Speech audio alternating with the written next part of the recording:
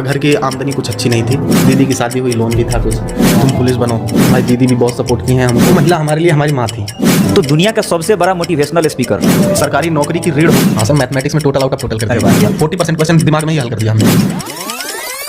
तो क्या आपकी ज़िंदगी में भी कोई महिला मित्र है? अरे बढ़ जाएगी, अरे बढ़ जाएगी। सबके खाना फ्री, रहना फ्री, मतलब सब चीज़ फ्री होगा।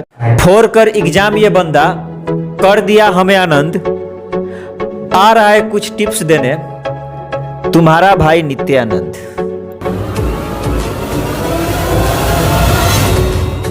तो दोस्तों ये है नित्यानंद, हमारे 2022 से 23 बैच के एक होनहार विद्यार्थी जो कि पहली ही प्रयास में दिल्ली पुलिस में सफलता हासिल कर ली है, वो भी ऑल इंडिया 33वीं रैंक पाकर अपने माता पिता के साथ साथ अपने क्षेत्र का नाम रोशन किए हैं। और एक बात गौर से सुनिए, 20 वर्ष के उम्र में नौकरी पाना मतलब स्वर्ग में जाना। तो चलिए आपको इस स्वर्ग की यात्रा से रूबरू कराते हैं। तो नित्यानंद, आपको ऑल इंडिया 33 रैंक लाकर कैसा फील हो रहा है? सर बहुत प्राउड फील हो रहा है। एक अच्छी रैंक के साथ जॉब पाना अपने आप में ही एक मोटिवेशन होता है। इससे ये अपने आप में मोटिवेशन मिलता है कि हम इस एग्ज़ाम में इतना अच्छा कर सकते हैं, तो आगे वाले एग्ज़ाम में भी और अच्छा करेंगे सर। जैसे कि आपको पता ही होगा कि जो भी बच्चे सरकारी जॉब लेते हैं और हमसे मिलने आते हैं, सबसे पहला मेरा डिमांड क्या होता है, शायद आप समझ भी गए होंगे। यस सर, हम आपके लिए सर लाए हैं, हम कभी नहीं भूल सकते। तो कब खिलाइएगा मिठाई?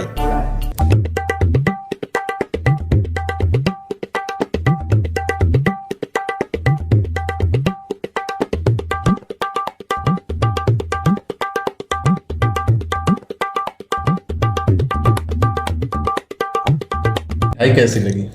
हाँ, मिठाई तो बहुत स्वादिष्ट है। दुकान का नाम जानना चाहेंगे? दुकान सर हमारे यहाँ सैदपुर में है, बाबा स्वीट्स होम, वहीं से लाए हैं। जरूर कभी आएंगे तो ज़रूर ये मिठाई खाएंगे, क्योंकि काफ़ी स्वादिष्ट मिठाई है।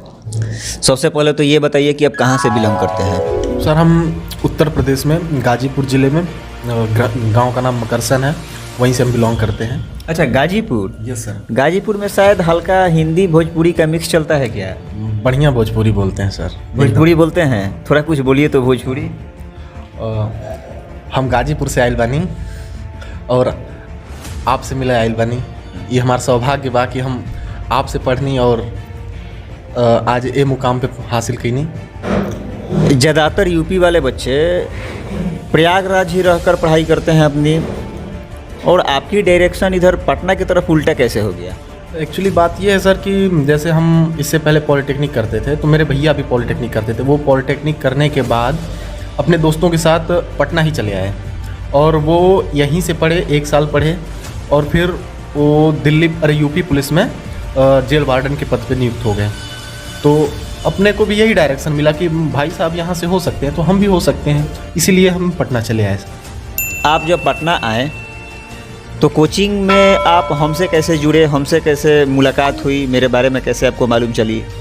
तो जैसे सर यहाँ पे आए थे तो पहले तो कुछ पता नहीं था यहाँ के बारे में कि कहाँ कोचिंग करें। फिर साथ के कुछ लड़के थे तो वो पहले से हमसे आ गए थे, तो वो एक कोचिंग थी रीजनिंग की और वहीं पे कि ज्वाइन किए थे, तो हम उनके भी साथ गए। आप भी वहीं पे मैथ पढ़ाते थे और उस टाइम ज़्यादा फीस नहीं थी, सिर्फ 250 रुपये थी आपकी, और हमने भी ज्वाइन कर लिया और सच में मज़ा आने लगा हमें पढ़ने में। और इस प्रकार हम आपसे जुड़े और फिर ऐसे ही पढ़ाई अपनी स्टार्ट हो गई अच्छी। एक लाइन हम यहाँ पे ऐड करना चाहेंगे। जिस समय हम अपना ऑफलाइन के लिए फ़ी घटाकर 250 रुपये किए हुए थे, मतलब समझ लो उस समय ऑनलाइन वालों को देखते हुए हमें भी कुछ होने लगा था। अरे भाई, ऑनलाइन वाले 200 रुपया, 300 रुपया, 400 रुपया हद कर दिए हुए थे। कोर्स को मतलब ऐसे बेच रहे थे जैसे लग रहा था मिर्च टमाटर बेच रहे हो। तो वो तो ऑनलाइन दे रहे थे।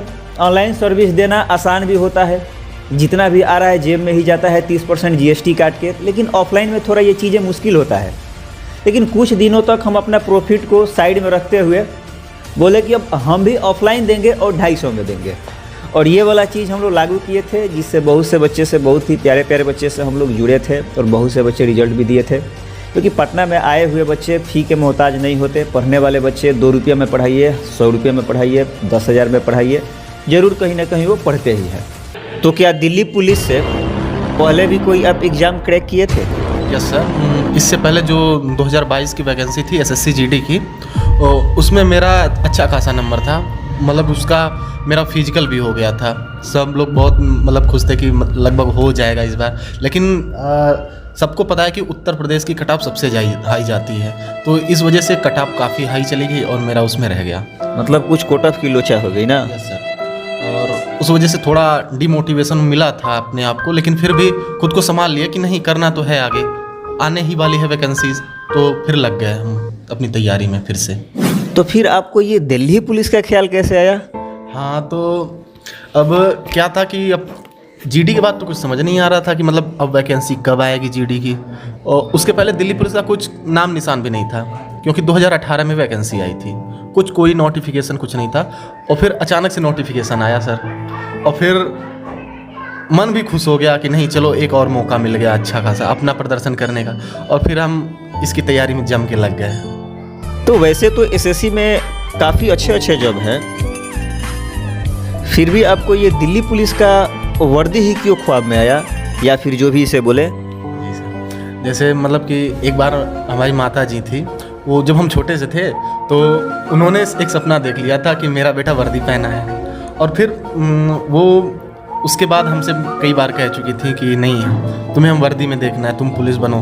तो फिर हमें लगा कि जब पुलिस ही बनना है तो कुछ अच्छी पुलिस बने, दिल्ली पुलिस बन जाते हैं। और सामने दिल्ली पुलिस भी थी, मतलब सेंट्रल पुलिस ही सेंट्रल बनना है तो सेंट्रल पुलिस बन जाते हैं, सबसे अच्छी पुलिस। और सामने ये लक था कि उसी टाइम वैकेंसी भी आ गई और हमने तैयारी शुरू कर दी और इस मुकाम पे पहुंच गए, मम्मी का सपना भी पूरा किए। तो इस संस्था से आपको कितनी फ़ायदे हुई और आपकी क्या पर्सनल एक्सपीरियंस रही, क्या आप कुछ ऑडियंस को बताना चाहेंगे? जैसा कि हम इस कोचिंग से जुड़े तो उससे पहले मेरा मैथ काफ़ी वीक था, तो फिर जब सर से जुड़े तो सर इतने बेसिक से समझाते थे, इतना मतलब तोड़ मरोड़ के सवाल को कुछ सेकंडों में, चंद सेकंडों में सॉल्व करना सिखा देते थे।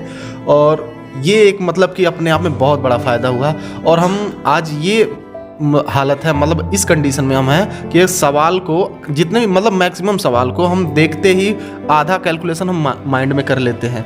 और आपने इतनी मतलब कि शॉर्ट ट्रिक्स बता दी थी जिसको अप्लाई करने के बाद मतलब कुछ सेकंडों में ही सवाल मतलब ख़त्म कर सकते हैं हम।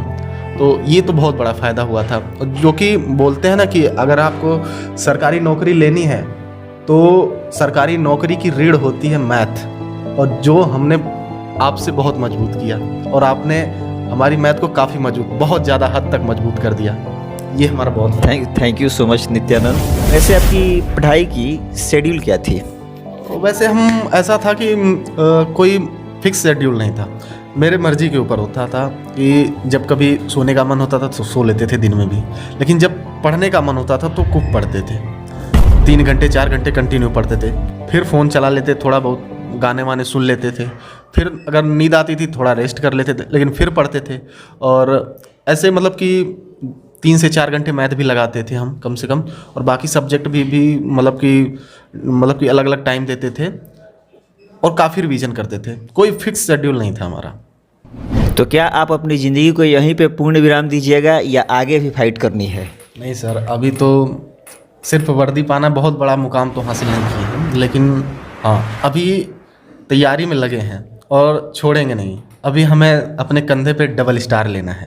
पहले जब तक डबल स्टार नहीं लेंगे तब तक पूरा मन में अंदर से संतुष्टि नहीं मिलेगी सर। नहीं, बहुत अच्छी जज्बा है आपकी। देखिए, एक बात हम आपको बता देना चाहते हैं, बहुत से बच्चों को बहुत बड़ी बड़ी सपने होती है।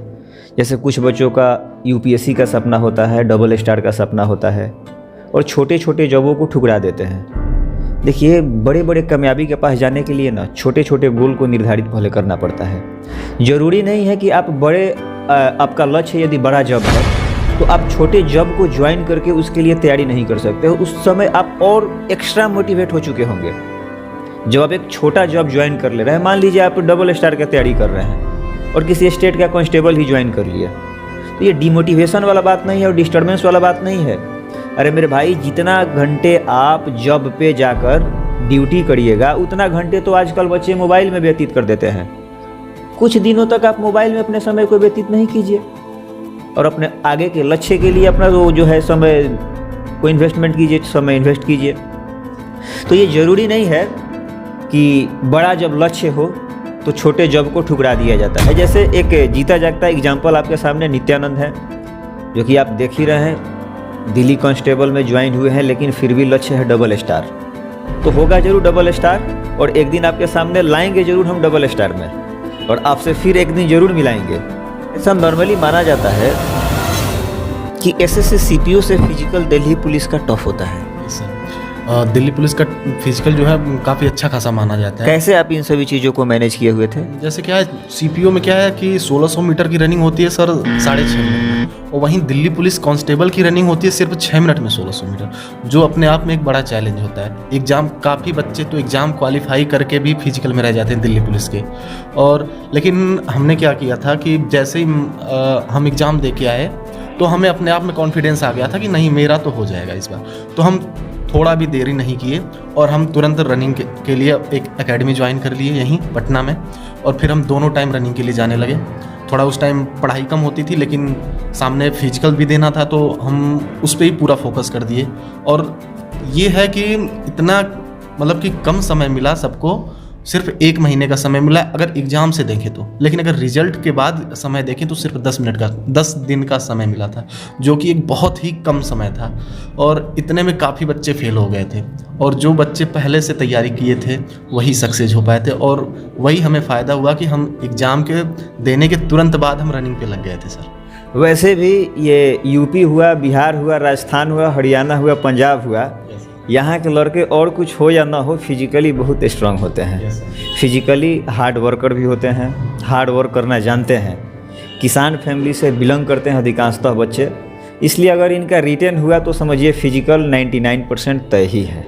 एक बात और सर, एक बात और है कि मेरे यहाँ गाजीपुर में ना एक चीज़ है, गाजीपुर को शहीदों की धरती बोलते हैं, और यहाँ के बच्चे ना बचपन से ही आर्मी की तैयारी में लग जाते हैं। वो फिजिकल का मतलब तैयारी करने लगते हैं बचपन से ही।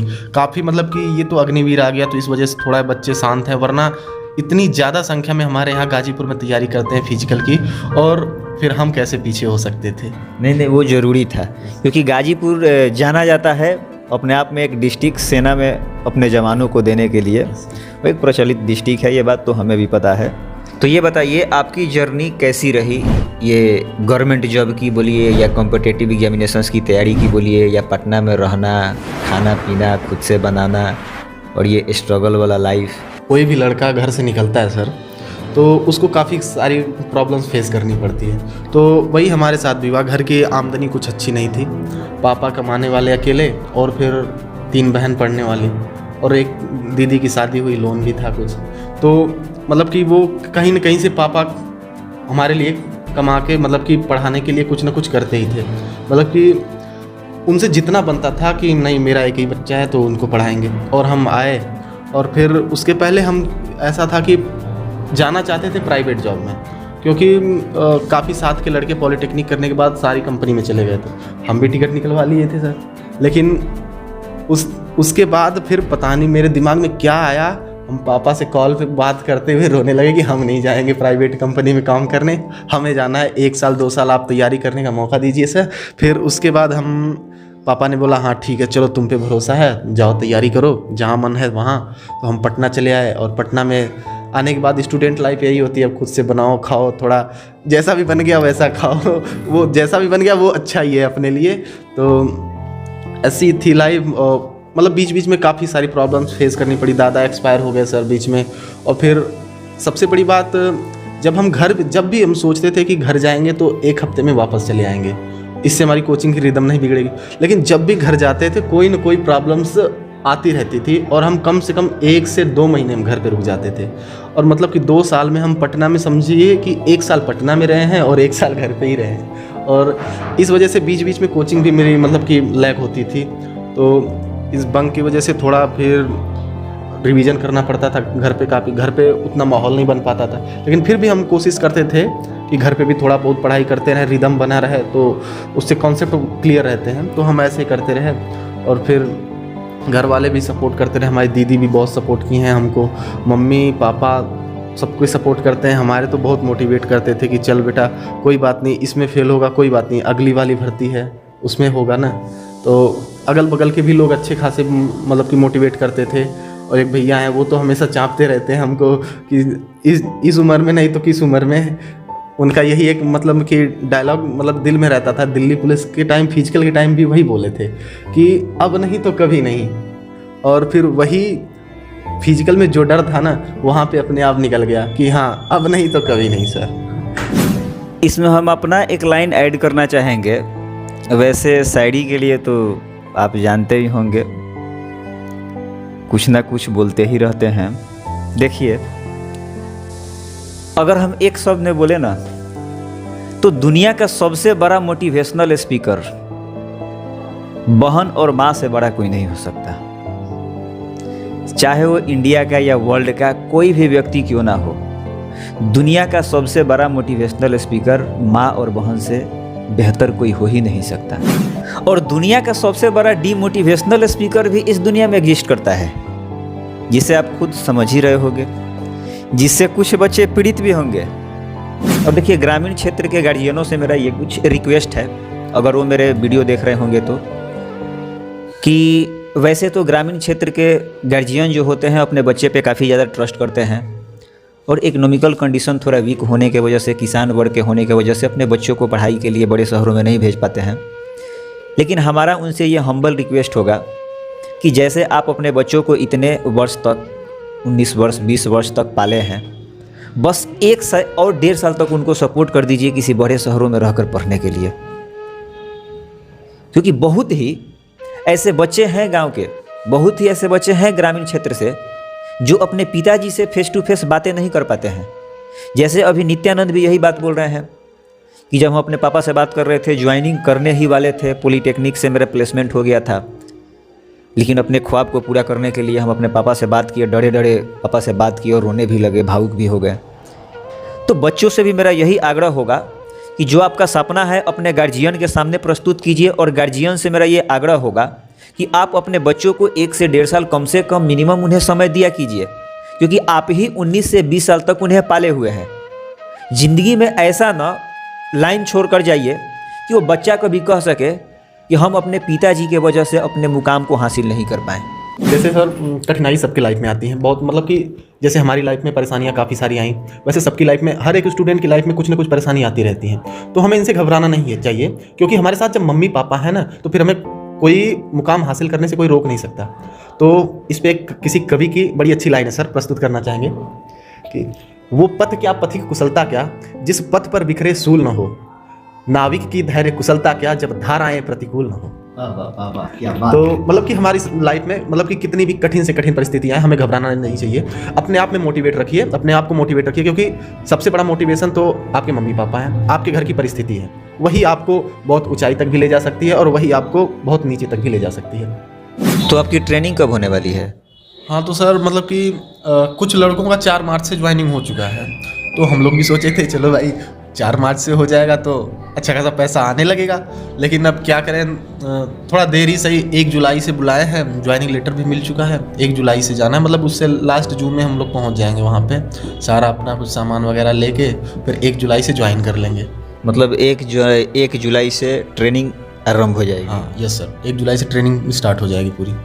उस बीच 3-4 महीने का टाइम मिला है, तो समझ लीजिए ये एक गोल्डन अपॉर्चुनिटी है कि ट्रेनिंग के टाइम उतना पढ़ाई नहीं हो पाएगी सर, लेकिन जितना इस 3-4 महीने में आप करना चाहेंगे ना उतना कर लेंगे। और हम वही कर रहे हैं, घर पे ही है लेकिन हम पढ़ाई कर रहे हैं, कुछ ना कुछ मतलब कि अपना रिदम बनाए रखे हैं। अब मैथ सब सही है, जीएस भी सही है, एक इंग्लिश सब्जेक्ट है उसी को हम मजबूत कर रहे हैं। सीपीओ को भी फोड़ना है और फिर डबल स्टार तो लेना ही है सर। वैसे भी कहा जाता है कि जब बच्चों का ज्वाइनिंग लेटर आ जाता है तो ज्वाइनिंग लेटर और ये जो ट्रेनिंग के बीच का समय होता है ना, मानो नया दूल्हा और दुल्हन का जो शादी किया हुआ समय होता है वो वाला फीलिंग आता है। और ये वाला फीलिंग अभी नित्यानंद फील कर रहा होगा भाई, उससे भी बेटर ये फीलिंग होती है। उन सभी बच्चों के लिए आप क्या अपना सलाह पर्सनल देना चाहेंगे? हाँ तो मतलब एक ही सलाह देंगे, और बहुत बड़ी सलाह नहीं है, वो सब अप्लाई करते ही हैं, कुछ लोग करते हैं कुछ लोग नहीं कर पाते हैं। जैसे पढ़िए, लिमिटेड पढ़िए, जितनी ज़रूरत है उतनी ही पढ़िए और एक सही डायरेक्शन में पढ़िए। अपने आप को ये नहीं कि ये किताब लाए वो किताब लाए, इसको पढ़ने लगे उसको पढ़ने लगे, दिमाग में कुछ नहीं घुस रहा है। तो आप उतने कंटेंट पढ़िए कि आपके दिमाग में भी घुसे और आपको वो काफ़ी टाइम तक याद भी रहे, आप उसको रिवीजन भी जल्दी कर पाएँ। इतना लिमिटेड कंटेंट होना चाहिए। और फिर आप अगर आपको उतना सब कुछ तैयार हो गया है तो कहीं ना कहीं से किसी माध्यम से आपको कुछ एक्स्ट्रा मिल रहा है तो उसको लेना स्टार्ट कर दीजिए। और फिर बाकी एक चीज़ है, आप मैथ रीजनिंग ये प्रैक्टिस इसकी लगातार करते रहिए। और फिर जितनी ज़्यादा मॉक टेस्ट हो उतना मॉक टेस्ट लगाए, चाहे ऑफलाइन हो चाहे ऑनलाइन हो। मतलब टेस्ट सीरीज जरूरी है। टेस्ट सीरीज बहुत ज़रूरी। विदाउट टेस्ट सीरीज आप समझ नहीं पाएंगे कि एग्ज़ाम में चल क्या रहा है आखिर। और ये आपको एक अध्यापक ही बता सकता है टेस्ट सीरीज के माध्यम से कि हाँ सच में एग्ज़ाम का पैटर्न यही चल रहा है और सेम टू सेम वही एग्ज़ाम में आ जाता है। और ये फ़ायदा होता है मॉक टेस्ट का सर। अभी जैसे कि पटना में जो भी बच्चे होंगे उनके लिए एक बहुत ही अच्छा अवसर है हमारे साथ जुड़ के ओपन टेस्ट देने का। जैसे अभी बिहार एसएससी का तैयारी चल रही है, बिहार एसएससी का आगामी एग्जामिनेशन है। वैसे हम लोग रेलवे एसएससी सेंट्रल जो होता है उन सभी पे भी काम करेंगे, लेकिन अभी फ़िलहाल बिहार एसएससी हमारे सामने है, जिसके लिए हम लोग गंगा घाट पे test series open test series 150 question का आयोजित किए हुए हैं। टॉप 100 बच्चों के लिए सार संग्रह जो बुक आता है एक एनसीईआरटी का, उससे पुरस्कृत कर रहे हैं। और जो टॉप 10 के बच्चे होंगे उन्हें खुद हम लोग अपना अंडर में रख के खाना फ्री, रहना फ्री, मतलब सब चीज़ फ्री होगा। 24 घंटे हमारे टीमों के नज़रों में बच्चों को रखा जाएगा। और उन टॉप 10 बच्चों को हमारे बेस्ट फैकल्टीज़ द्वारा अच्छी सी अच्छी गाइडलाइन दी जाएगी, जो उसके सफलता के रास्ते का रामबाण सिद्ध होगी, जिसका नो चार्ज है, बिल्कुल फ्री है, बिल्कुल फ्री ये टेस्ट सीरीज ऑर्गेनाइज की गई हुई है। अक्सर ये माना जाता है कि हर कामयाब इंसान के पीछे एक महिला का हाथ होता है। हम नित्यानंद से जानना चाहेंगे कि वो महिला का हाथ नित्यानंद के लाइफ में किस रूप में था। वो महिला हमारे लिए हमारी माँ थी। और सबसे बड़ा मतलब कि होता है, अगर माँ है ना जिसके पास, वो अपने आप में दुनिया का सबसे सफल इंसान है। उसके पास सब कुछ है। और माँ के साथ साथ बड़ी बहन जो होती है वो माँ की तरह ही प्यार करती हैं और माँ की तरह ही मोटिवेट करती हैं, माँ की तरह हेल्प करती हैं। भले वो हमसे थोड़ी दूर हैं, लेकिन जब भी हमें ज़रूरत पड़ी हमारी सहायता की है उन्होंने। और माँ, बहन और उसके साथ साथ पापा का भी सबसे बड़ा रोल होता है उसमें, क्योंकि वो नहीं कमाएंगे तो हम पढ़ेंगे कहाँ से, और वो नहीं होंगे तो फिर हम जाएंगे कहाँ। तो यही है, हमारे मम्मी पापा ही हमारे लिए सबसे बड़े मोटिवेशन थे। और फिर उन्हीं का हाथ है कि जो आज हम सक्सेस हैं यहाँ पे। मतलब हम समझे कि वो हाथ किसी गैरों का नहीं, किसी अपनों का ही है। Yes sir. मतलब नित्यानंद परफेक्ट लड़का है। आगे देखते हैं, आगे तो भंडा खुलेगा ही कि नित्यानंद के लाइफ में भी क्या कुछ है, क्या कुछ चहल पहल इसके भी लाइफ में है। आगे देखते रहिए और जानेंगे हम आगे, इस बात को खोलेंगे भी। तो इसी बात से, वैसे तो नॉर्मली यूपी बिहार में जॉब लगने के बाद लड़कों का काफ़ी डिमांड बढ़ जाता है, और आप समझ रहे होंगे शादी के लिए। तो क्या, वैसे तो हम एक टीचर हैं और नित्यानंद स्टूडेंट, लेकिन हम अपने स्टूडेंट को स्टूडेंट नहीं मानते हैं, बिल्कुल फ्रेंडली मानते हैं, बिल्कुल फ्रेंडली बिहेव करते हैं। इसलिए फ्रेंड के नाते समझिए या जो भी समझिए, हम ये पूछना चाहते हैं नित्यानंद से कि क्या नित्यानंद, शादी का क्या ख्याल है? अभी शादी का कुछ ख्याल नहीं है दिमाग में। वैसे शादी तो सबको ही करनी है, लेकिन अभी क्या है कि थोड़ा घर की कंडीशन सही करनी है, एक अच्छी जॉब लेनी है, इससे भी अच्छी मतलब सब इंस्पेक्टर की जॉब लेनी है। फिर उसके बाद थोड़ा घर वर भी बनवाना है, 2 छोटी बहन है हमसे, उनको पढ़ाना है, उनमें से शादी भी करनी है उनकी, और पापा का लोन है उसे उतारना है। मतलब कि सब कुछ घर का वेल मेंटेन करना है, उसके बाद ही सर शादी वादी के बारे में सोचेंगे, उससे पहले कुछ नहीं। सर वैसे भी शादी ब्याह तो एक है ही ज़िंदगी का जो होता है, पहले अपने परिवार को संभाल लेना चाहिए, उसके बाद ही शादी करना चाहिए। आखिर शहीद तो होना ही है, किसी न किसी दिन शहीद तो होना ही है। आइए कुछ हम रैपिड फायर खेलते हैं नित्यानंद के साथ। सवाल हम पूछेंगे और जवाब हमें नित्यानंद देंगे 2 से 3 सेकंड के अंदर, जो कि टाइमर के अंदर ही जवाब भी दे देना है। तो आपका फेवरेट सब्जेक्ट? सर मैथमेटिक्स था बचपन से ही। तो आपने दिल्ली पुलिस में कितने आउट ऑफ कितने नंबर लाए? सर 100 नंबर में से हमारे 84.3 नंबर थे। काफ़ी बढ़िया नंबर थी भाई। अच्छा, कोई ऐसा सब्जेक्ट है जिसमें आप टोटल आउट ऑफ टोटल किए हो? हाँ सर, मैथमेटिक्स में टोटल आउट ऑफ टोटल करते हैं। अरे वाह, क्या बात है। मतलब मेरा पढ़ाया हुआ कुछ तो निखार आया है ना, पूरा सर पूरा एकदम वहीं से, मतलब कि समझ लीजिए वही हमारी रीढ़ की हड्डी थी। कि आप मैथमेटिक्स में कितने प्रश्न का जवाब ऑन द स्क्रीन बिना पेन उठाए दिए? लगभग सर ये मैथमेटिक्स के सारे क्वेश्चन में लगभग 40% क्वेश्चन ऐसे थे जिनको हमने मतलब देखते ही मतलब ट्रिक कर दिया। मतलब 40% क्वेश्चन को ऑन द स्क्रीन, 40% क्वेश्चन दिमाग में ही हल कर दिया हमने। यानी कि आपकी प्रैक्टिस अच्छी खासी रही थी। मूड फ्रेश करने के लिए आप क्या करते हैं? सर मूवी देख लेते थे बीच बीच में, रामायण महाभारत भी देख लेते थे, और ये धार्मिक चीज़ें देखना मुझे पसंद था, काफ़ी अच्छा लगता था। इस वजह से हम खाना बनाते टाइम अक्सर देख लिया करते थे रामायण या महाभारत वगैरह। तो क्या आपकी ज़िंदगी में भी कोई महिला मित्र है?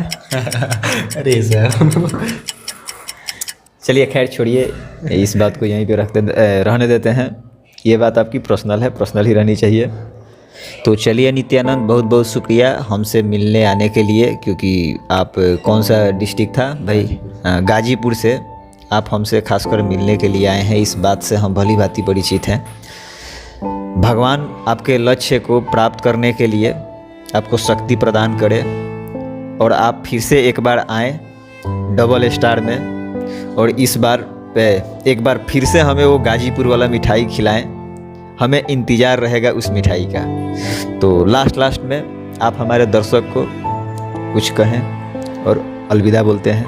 हमारा सौभाग्य हुआ सर कि आपसे मिलने आए, और ये तो हम ठान ही लिए थे कि जिस दिन नौकरी लग जाएगी आपसे मिलने ज़रूर आएंगे, भले लेट आएंगे लेकिन आएंगे ज़रूर। और इस बीच छुट्टी मिली तो आ भी गए, और फिर अब आशीर्वाद बस बनाए रखिए कि सीपीओ को भी ऐसे ही तोड़ मरोड़ के निकाल दें, और फिर हम अच्छी खासी रैंक से दिल्ली पुलिस एसआई बने। और यही मेरा सपना है, यही परिवार का भी सपना है। और ऐसे ही आप सभी छात्रों पर, मतलब सभी बच्चों पर अपना आशीर्वाद बनाए रखिए। और सभी भाइयों से यही कहना है कि यहाँ पे सर का फ्री मॉक टेस्ट चलता है गंगा घाट पे, एनआईटी घाट पे, सुबह 6 बजे आप आइए। फ्री में हर संडे को मॉक टेस्ट दीजिए, अच्छे मतलब लेवल का मॉक टेस्ट बनाया जाता है, और दीजिए, अपनी तैयारी में निखार लाइए। धन्यवाद। तो इसीलिए बोल रहे हैं जल्दी पढ़ो और कामयाब हो। जाते जाते एक शायर हम जरूर बोलेंगे कि क्या ज़िंदगी भर करोगे ठीटा बीटा और पाई, अगर सही उम्र पे बजवानी हो सहनाई, तो जल्द ही बन जाओ डबल स्टार वाला एसआई।